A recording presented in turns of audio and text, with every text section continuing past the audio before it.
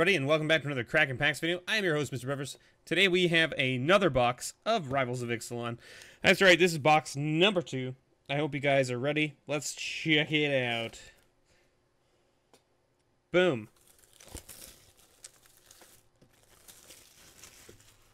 Toss that up in there, like so. Alright. So, who's excited about this set? Who's not excited about this set?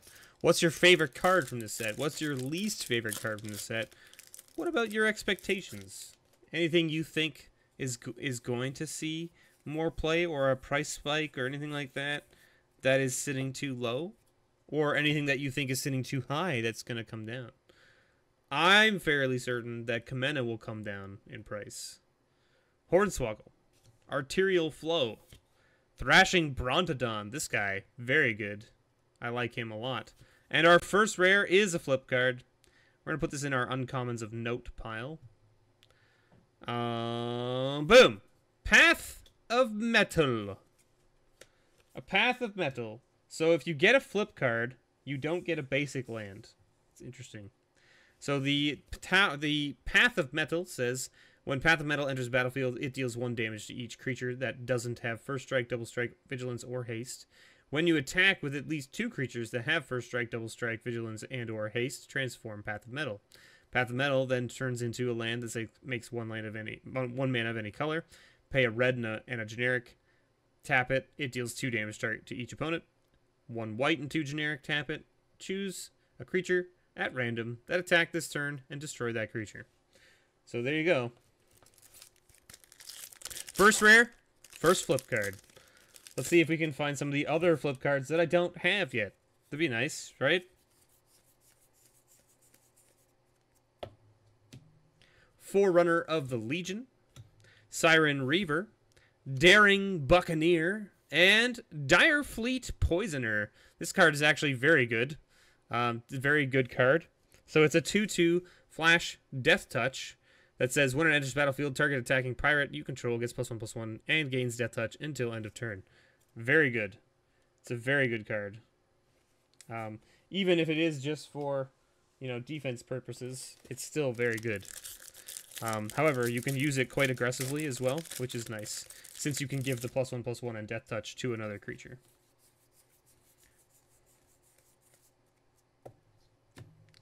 Flood of Recollection.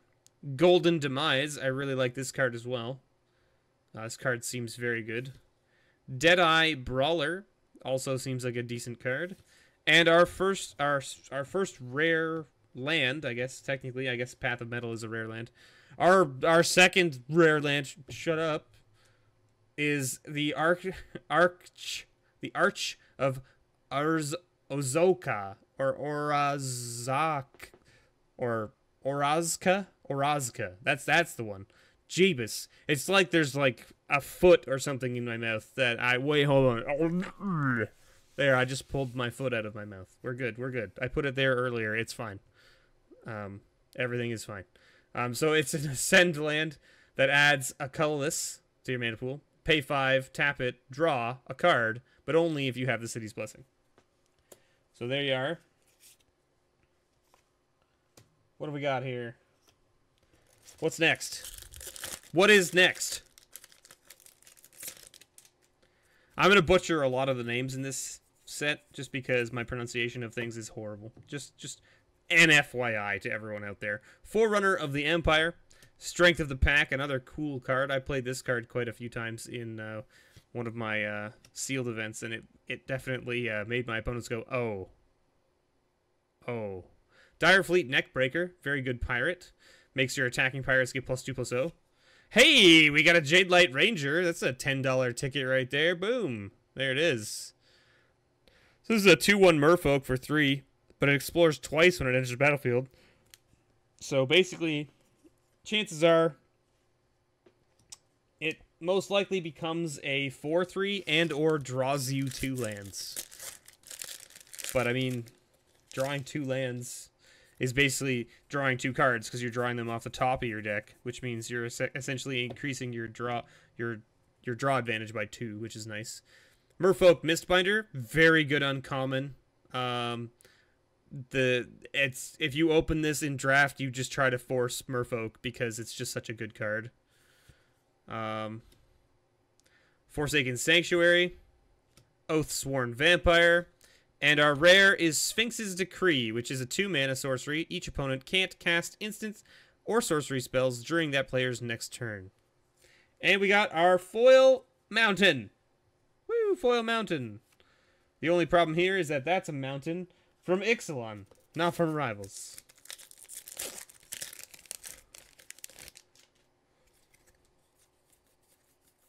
And I'm pretty sure Rivals has lands. I could be wrong. I could be very wrong, and most of the time I am very wrong. Foul Orchard, Daring Buccaneer, Famished Paladin, and Kamena's Awakening. So this is the 4-mana enchantment that we saw in one of those pre-release kits. It's an Ascend. At the beginning of your upkeep, each player draws a card. If you have the City's Blessing, instead, only you draw a card. Seems alright. Seems like an interesting way to draw cards and prevent your opponent from drawing cards. Or not really prevent them, but yeah, getting card advantage on your opponent. Mutiny, very good card. Enter the Unknown. Stormfleet Sprinter. Shake the Foundations. And our rare is a flip card, which is Profane Procession. So there you go. We hit the white-black flip land, which is pay 5, exile target creature. Then if there are 3 or more creatures exiled with this, you flip it. You can pay 4, tap it, put one of them back into the battlefield under your control. So essentially, exile your opponent's creatures and then take them as your own once you have 3 or more exiled. So lets you have 3 removals for 5 mana on a stick, basically, since the land is basically just sitting there unless your opponent blows it up. Or I guess it's an enchantment.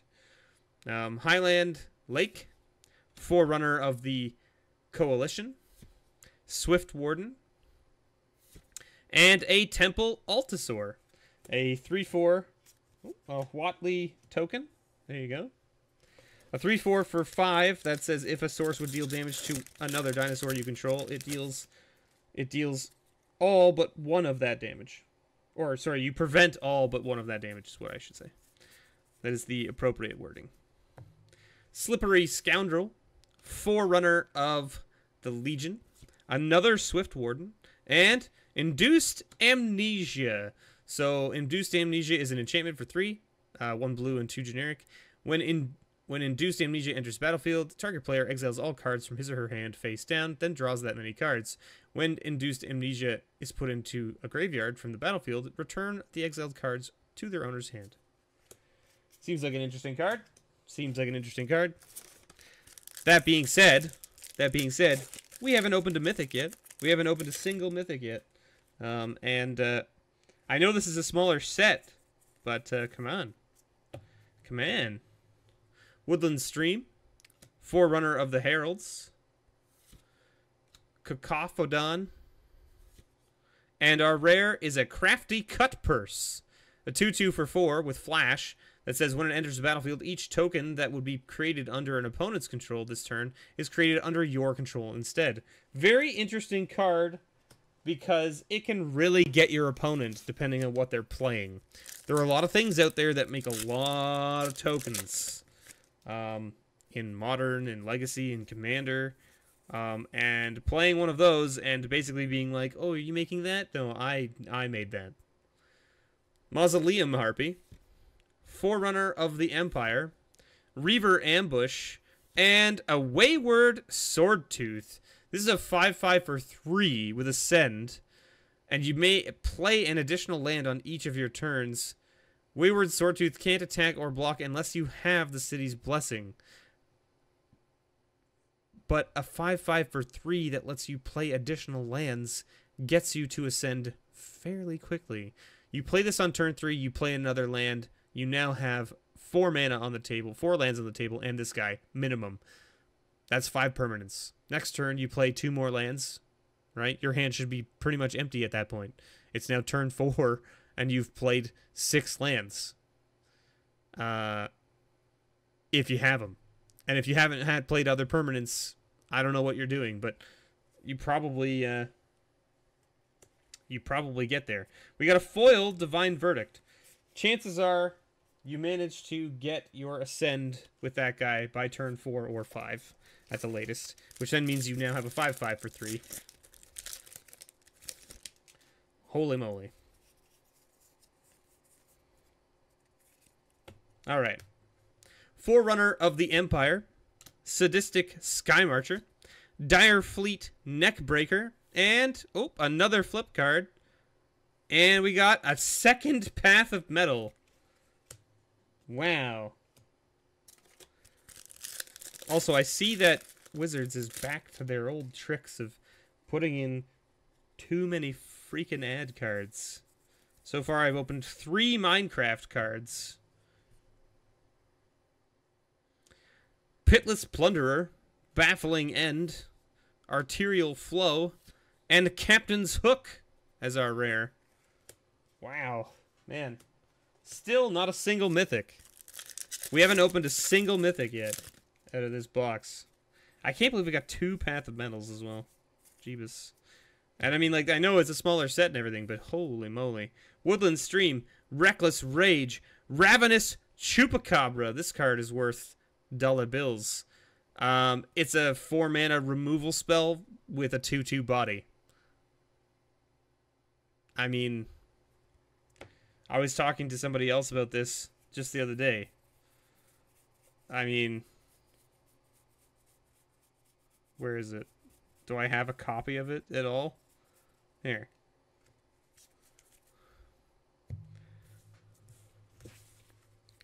Which would you rather have?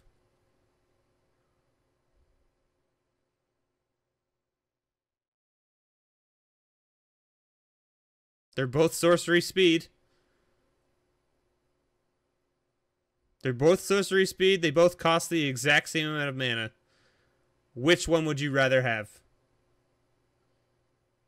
Of course, you would rather have the Ravenous Chupacabra. Because who doesn't want to have a 2/2 on the battlefield after killing something? And our rare here is a Dead Man's Chest. This card is an interesting card. I haven't had a chance to play with it yet. It doesn't seem great in Limited. But it's definitely a card. It's definitely a card that I could see being used at some point just as a sweet, you know, draw advantage card in some black-blue control deck or something, or black-red control deck. I don't know. See Red as token Seer. Needletooth Raptor. This is the guy. Ping this guy every turn for 1 damage. Let's hit something for 5 every turn. Seems good.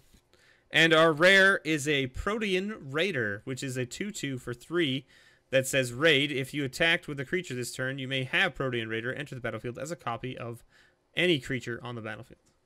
And we got a foil copy of Plummet. So we've opened 3 foils and no mythics. Could this be the dastardly no mythic box? It could be. Could be. We might get there. Who knows? Forerunner of the Heralds, Needletooth Raptor, Forerunner of the Coalition, and a foil, Form of the Dinosaur. I now have 2 copies of this card in foil. Tony, I know, I feel your pain now, man. I feel your pain. And since the foil rare shows up before the other rares, that means we have a flip. And our flip is a Journey to Eternity, which is a very nice flip card. Enchantment that says, you know, when an enchanted creature dies, return it to the battlefield under your control. Then return this to the battlefield under your control transformed. It turns into a land that you pay 5 and return creatures from your graveyard to the battlefield. Very good. Very good flip card.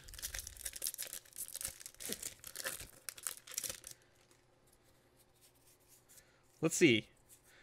No mythics, and our foil rare was a junk rare. Jungle Creeper, Resplendent Griffin, Charging Tuscadon, and Vona's Hunger. This card seems like a very good removal spell, especially since it's a 3-mana instant speed, and it makes them sack half of their creatures most likely, as long as you cast it at the right time. I mean, I guess if you have to cast it early on chances are the thing that you're making them sacrifice is big enough to warrant you casting it without Ascend, so it's probably still worth it. But that being said, if you're casting that for only the non-Ascend value, things are probably looking rough for you. Cherished Hatchling, Deadeye Brawler, Famished Paladin, and Awakened Amalgam.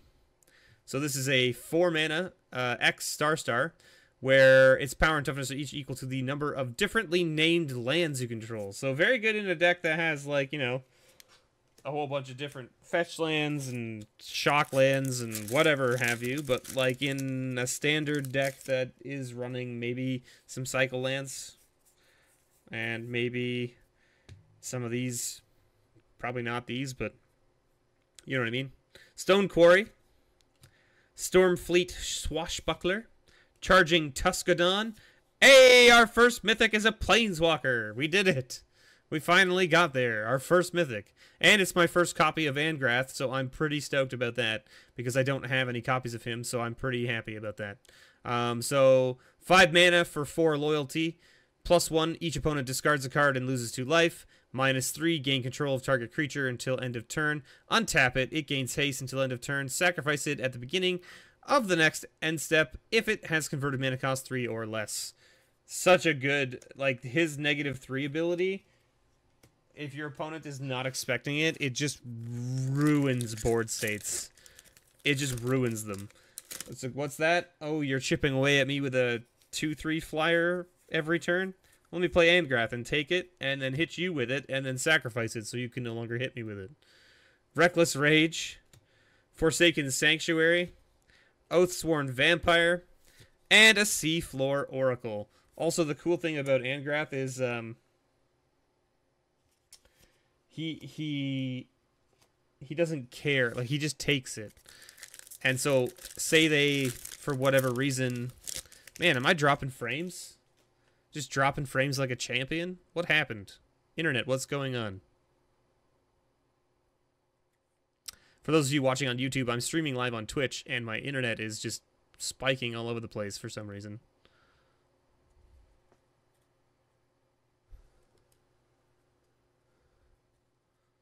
Anyway, whatever. I think it's good. I think it's done. Anyway, no, the Angrath doesn't care, right? So, like, say they have the 2/3 flyer, the Vampire, with, like, a bunch of like an enchantment on it or something. Like, say they put, like, Mark of the Vampire on it or something. So now it's bigger. Well, you take it. It still sacks it because its converted mana cost is still 3 or less. So they lose 2 things then, which is pretty funny. Blazing Hope, Mausoleum Harpy, Aquatic Incursion. Hey, another mythic, and this is the Rekindling Phoenix. There it is. That Rekindling Phoenix. Very good card. 4/3 flyer for 4 is pretty dope. Especially since it's one that can come back if you're lucky enough to not have your opponent remove the token it creates when it dies. Let's see. Boom. Mausoleum Harpy again. Majestic Helopterus. Heliopterus? Something like that. Skymarcher. Sadistic Skymarcher. And Slaughter the Strong. Each player chooses any number of creatures he or she controls with total power 4 or less, then sacrifices all other creatures he or she controls. Boom.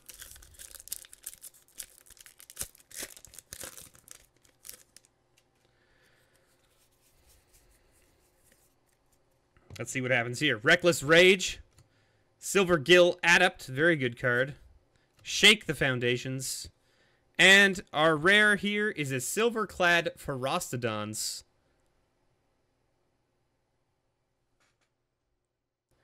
So there you go. We've got an 8/5, which actually, it looks very faint. I don't know if you guys can see that, but the 8/5 in his bottom corner looks almost faded. I don't know if you can see that, but it's weird.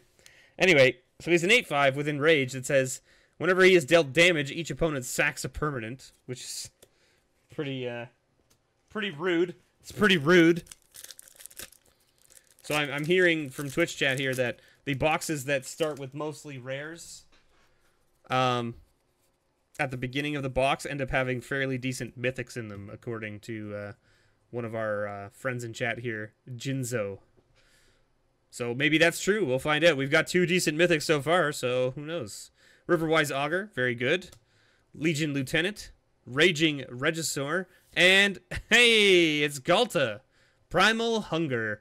The old 12-12 for 12 that gets cheaper depending on how much power you have on the table and other creatures. Focus. Focus. There we go. Boom. And we got a foil.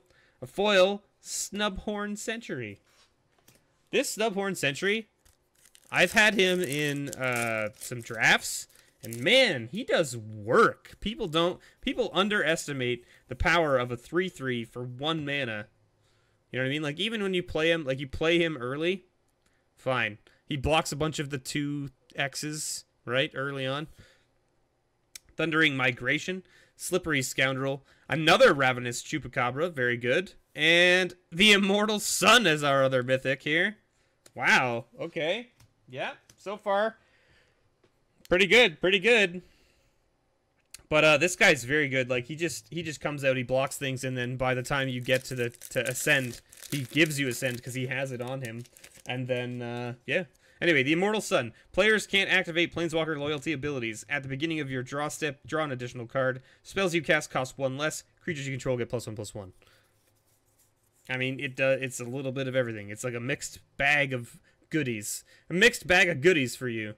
Relentless Raptor, Highland Lake, Pirates Pillage, and another Awakened Amalgam. 2 Awakened Amalgams. And a foil Overgrown Armasaur. That's the one. So we've gotten 2 duplicated rares, a Path of Metal, and a Overgrown Armasaur. Let's see. What else can we find? Blazing Hope, Pirates Pillage, Pride of Conquerors, and, ooh, we got a flip card. Another Golden Guardian. I don't think we've opened one in this box yet, but I do have a number of those. And, look, we got the token for the Phoenix. That's pretty cool. So the Golden Guardian is a 4/4 for 4 defender. Pay 2. It fights another creature you control. If it would die this turn, then you flip it. It flips into add 2 mana of any 1 color. Pay 4, tap it, make a 4/4 colorless golem token. Not bad. Not bad. Definitely better than I had originally expected it to be, because I had made the assumption that you need to have something that can kill it when you fight it, but that's not the case. You can use it to block. It blocks. If it dies from that, you can fight it in response so that it triggers the thing. Another Thrashing Brontodon, very good. I'm going to put this to the side because I need it. Dire Fleet Neckbreaker. And a Dire Fleet Daredevil. This is a very good rare as well. What is this? People are calling him Reverse Snapcaster Mage. Is that what I'm hearing?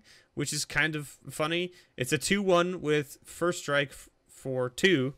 Doesn't have flash, though. It doesn't have flash, which is, you know, so if it had flash, then maybe it'd be closer to Snapcaster. But it lets you cast a card from your opponent's graveyard as opposed to your own. So, you know, it's kind of there, I guess.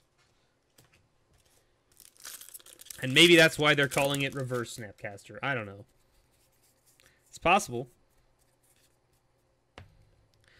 Imperial Ceratops. Merfolk Mistbinder. I'm going to pull that aside as well, because I need it for my Merfolk deck. Ranging Regisaur. And Nezahal. Primal Tide. The big old 7/7 derp that can't be countered. Have no maximum hand size. Whenever your opponent casts a non-creature spell, draw a card, discard 3 cards, and exile him and return him to the battlefield. You know, all that good stuff. Make him so that it's hard for him to be killed, and so that you get to draw stuff when your opponents try to remove him, and all that good stuff, you know? Lots of good things from that Nezahal, man. Sea Red, Baffling End, Aquatic Incursion, and a Deep Root Elite. Another very good rare value-wise. So whenever another Merfolk enters the battlefield under your control, put a 1/1 counter on him. He gets big fast. He gets big fast. That's for sure. He's also sitting at like the $4, $5 mark or something like that right now, which is pretty crazy. Boom.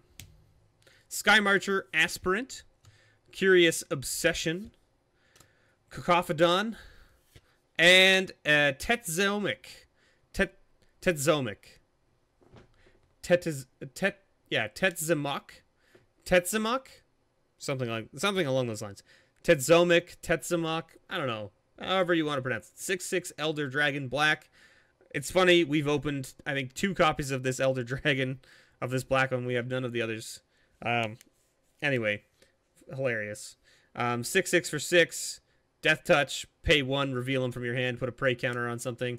When he comes into play, he kills all the things with prey counters. A foil, Aquatic Incursion. If this was MTGO, that would make foil Merfolk tokens. Why can't it make foil Merfolk tokens in paper Magic? That'd be sweet. Imperial Ceratops again. Enter the Unknown. Stormfleet Sprinter. And another rare Time Stream Navigator. A 1/1 for 2 with Ascend that you can pay 2 blue and 2 generic. Tap it. Put this guy on the bottom of its owner's library. Take an extra turn after this one. Activate this ability only if you have the city's blessing. So there you have it. There you have it. So the checklist card takes the slot of the land card, which is interesting. Jungle Creeper, Resplendent Griffin, Silver Gill Adept. Oh, another mythic. Wow, 5 mythics in this box. A Trapjaw Tyrant. A 5/5 for 5 that whenever it is dealt damage, exile target creature an opponent controls until he leaves the battlefield. I've seen him do a lot of work in games. It makes your opponent go, oh, how do I attack into you? And you're like, that's right, you don't. You do not attack into me. Unless you want to lose your biggest creature. Curious Obsession again. Everdon Champion. Expel from Orazka. And a Bishop of Binding. This is an interesting card as well. I kind of like it because it lets you exile things. So, like, for instance, if they put, like, Journey to Eternity on something, you can exile it with this, and then they lose the enchantment. It's just gone. Even though they can get it back by killing your creature, but still. It's also a very interesting card for a vampire deck. The only problem with it is that to get the ability that he has, which is he gives +X/+X to an attacking vampire, but only when he attacks. And the X is equal to the card that's exiled with him. Great. Except that he's a 1/1. So unless you give it to him or have a way to make him evasive, he gonna die. And your opponent's gonna get his creature back. Azokan Seer. Highland Lake. Expel from Orazka. And a Form of the Dinosaur, which we already have a foil copy of from this box. So there you go. Last pack, everybody. Bickety bam. This is it. It's all over after this. Let's see what happens. What can we find? Can the last pack hold a mythic for us? That'd be funny. 6 mythics in one box. Thunderherd Migration. Skymarcher Aspirant. Daring Buccaneer. And another duplicated rare. And it's the same Elder Dinosaur. We now have 3 copies of this guy and no copies of the other ones. My god. Alright, so there you go. Tetzimoc. Another Tetzimoc. So there he is. Well, there you have it, everybody. We got 5 mythics. We got a foil rare. We ended up with, what, 1, 2, 3, 4, 5, 6, 7 foils. We ended up with 2 Ravenous Chupacabras. Pretty decent. We ended up with a number of flip cards. We ended up with, what, 1, 2, 3, 4. I think we ended up with 3 duplicates. Is that right? Yeah, 2 Awakened Amalgams, 2 Path of Metals, and 2 Tetzimocs. So we ended up with 3 duplicates, which is, you're expected to see some duplicates because it's a smaller set, right? So you're expected to see some in a box. Anyway, that's been a box of Rivals of Ixalan. I hope you guys enjoyed. Thank you so much for watching. I've been your host, Mr. Bevers. Don't forget I have a store, nerdvanastore.ca, for all your single needs, as well as a Patreon, where you can help support the channel, the videos, and everything I do. But not only that, if you do it, you get a discount code to the store, nerdvanastore.ca, as well as you can get things like grab bags, bundles, booster boxes, all that good stuff. Thank you so much for watching. And as always, may your pulls ever be better.